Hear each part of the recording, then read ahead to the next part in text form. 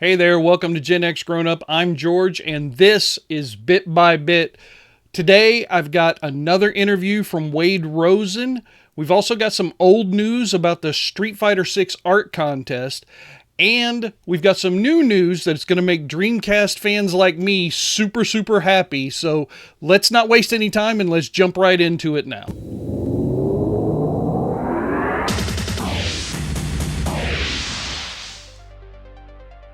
All right, guys, this bit comes to us from thegamebusiness.com.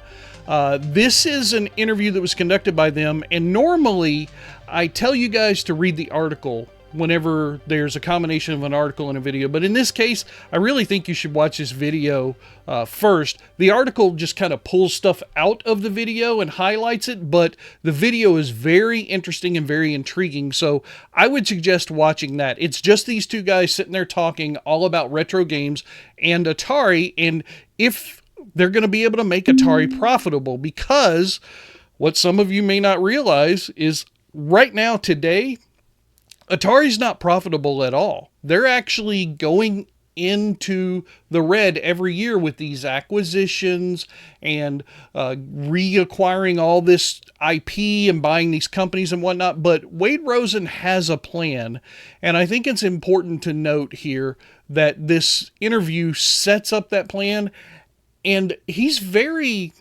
humble, in my opinion, in this interview, because he specifically states, I'm really not sure how this is going to work out, but here's what I think will work, and here's what we're going to try.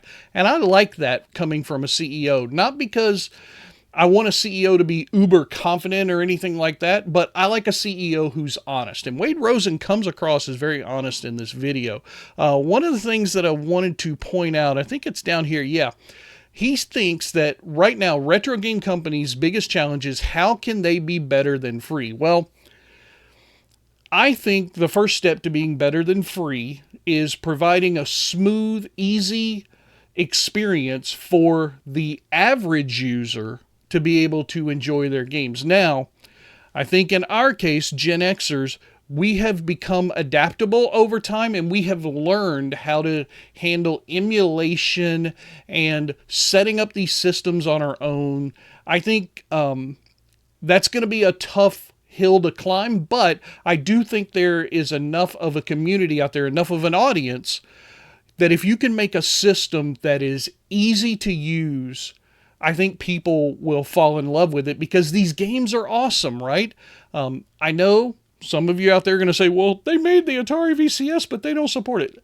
The Atari VCS, unfortunately, that was before Wade Rosen's time. I don't think they have any interest in going back to that platform. Sure, they'll release stuff on it occasionally, but I don't think it's going to be their main focus. I do think a flagship console from Atari, something like what My Arcade is doing for them, or maybe something that they develop in-house that can, at least in the retro sense, kind of rival what people get with PlayStation or Xbox, will make it familiar enough to the younger fans that they will be able to jump on board quickly, but will be good enough for us to enjoy that experience and buy it for ourselves and maybe for our kids or our grandkids. That's what I think would be successful.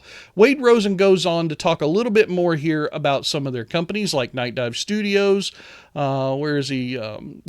Here he's talking about Night Dive Studios here, about how they're really good at doing the remasters of games and whatnot, producing sequels to retro classics. I know Busby, or was it Bubsy? Sorry, I always get that one wrong. It got a lot of flack in the bit by bit episode I did talking about its release, but who knows, it may be a hit.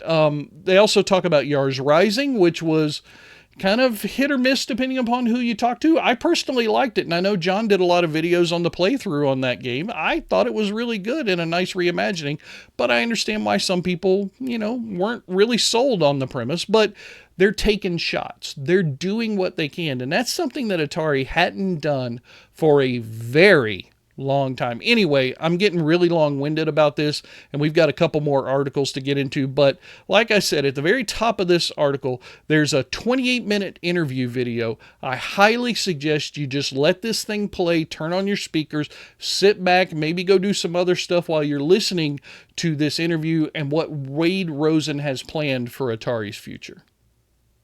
Okay, here's that old Street Fighter 6 art contest news that I promised you earlier from notebookcheck.com. There was a winner who used AI artwork and ended up getting disqualified for one of the characters. Let's see, it was Kimberly was the character. Now, this happened back in June, so I know I'm bringing this to you very, very late, and I do apologize. I had this in my bit-by-bit list of articles, and it just slipped through the cracks. I apologize. But they talk about how some people, I love here, you can tell that somebody wasn't paying attention when they were writing this. When investing lithocins, I'm pretty sure they meant to say investigating lithocins, fans found evidence that the winner traced other illustrations. Also, the individual's X account was started right before the contest, so that was very suspicious. As soon as the person got disqualified, that X account went away, so it seems pretty obvious that it was only created just to do this AI art thing to throw it into the contest. It's no longer there. They did release new art, as you probably already know if you're a Street Fighter 6 fan. If not, hopefully this is news to you. They came out with some new art, but it was stuff that was designed in-house, not from fans, which is kind of what the contest was supposed to be all about. But they just didn't want to take a chance. I think down here, here's where they promised it. Here it is. However, they decided to use an image designed by Street Fighter developers rather than risk more controversy. So I get that. You know, you get burned. You don't want to get people upset anymore. So you just do something that you can know and control and make sure it's legit. I get that. But it does bring up some interesting questions. How does AI generated art find a place or not find a place in the video gaming landscape? This is very interesting. I wonder what you guys think. Leave me a comment down below so we can get a discussion going. All right, here's that Dreamcast news that I talked about from TimeExtension.com. You guys know I love that website. I read it almost every day. This time they say the world's first wireless Dreamcast controller. Now, ladies and gentlemen, this is not the world's first Dreamcast wireless controller, but it does have a world's first feature. And that is it has a color screen built-in memory module. Now, you guys remember the Dreamcast. They had those little memory modules, VMUs, video memory module, or memory unit. There you go. That you would plug into the controller and it would save your games and expand games with memory, all that kind of stuff. Anyway, this has been released. It's called the Dream Color Plus, and it's about to be featured at Canal 3 Expo in Brazil on the 13th and 14th of September. I'm releasing this video on the 10th. Is Wednesday, I think? I don't know. You guys will let me know. But just a few days from now, they're going to be announcing and releasing this controller there at that expo. There's a video right here that the guy, I think he's speaking Portuguese. I don't speak Portuguese, so I don't know, but I'm assuming Portuguese because the expo's in Brazil. I could be completely wrong. But there's a cute little video here that I watched on their X post. I want to call them tweets, but I can't call them tweets anymore. Anyway, this little video shows the VMU in action. It's a super cool idea. It is a wireless controller. It will work with Dreamcast. I'm kind of sold, ladies and gentlemen.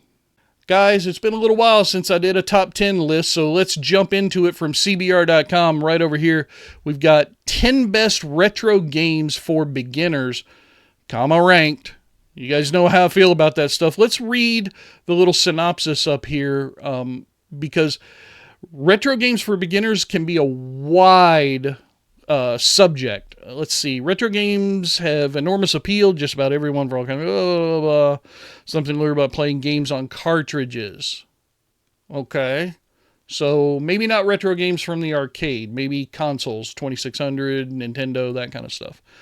Retro games are appealing because they're easy to pick up and play. Okay, again, console language. While getting into older games might seem intimidating at first, there's no shortage of great options. Banjo-Kazooie to Crash Bandicoot. Okay, this is definitely going to be a console-centered list. So let's take a look. Number 10, Castlevania. Gateway to more difficult retro games. Sure, love Castlevania. Great game to jump into. Number 9, Mega Man, tough game that's still fun for beginners. Boy, Mega Man, that's a really good choice. I might have moved that up higher on the list, like maybe 6. I think, maybe 5. Number 8, Legend of Zelda. Okay, all-time classic.